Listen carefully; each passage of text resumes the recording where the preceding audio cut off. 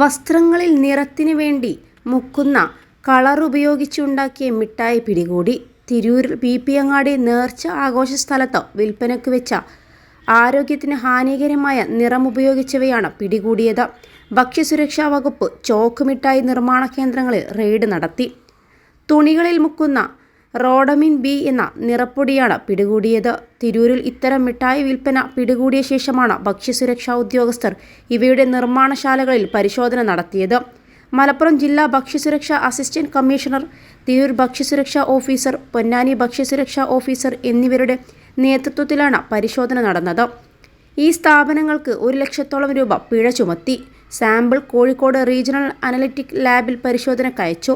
എന്നാൽ ആരും ഇതേവരെ ഈ നിറം ഉപയോഗിച്ച് മിഠായി നിർമ്മിക്കരുതെന്ന് ഒരു മുന്നറിയിപ്പും തന്നിട്ടില്ലെന്നാണ് മിഠായി നിർമ്മാതാക്കൾ ഭക്ഷ്യസുരക്ഷാ ഉദ്യോഗസ്ഥരോട് പറഞ്ഞത്.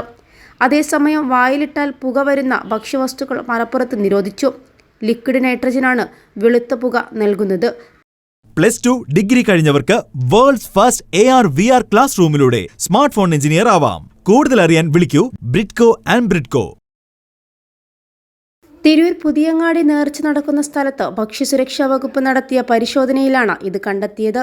തൃശൂരിൽ നിന്നുള്ള ചിലരാണ് ഇവിടെയെത്തി പുകയുള്ള ബിസ്ക്കറ്റ് വിൽപ്പന നടത്തിയിരുന്നത്. ഇത്തരം വസ്തുക്കൾ ഭക്ഷണത്തിൽ ഉൾപ്പെട്ടാൽ ആന്തരിക അവയവങ്ങൾ പൊള്ളിപ്പോകാൻ സാധ്യതയുണ്ട്.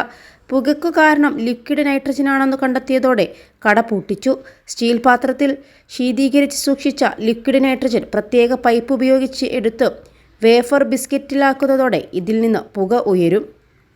21 ലക്ഷത്തോളം സന്തുഷ്ടരായ ഉപഭോക്താക്കളും 2 ലക്ഷത്തോളം തിമിര ശസ്ത്രക്രിയകളും പൂർത്തിയാക്കിയ മലബാറിലെ ഏക കണ്ണാശുപത്രി ആൻസലാമ ഹൈ ഹോസ്പിറ്റൽ റോഡ്, പെരിന്തൽമണ്ണ.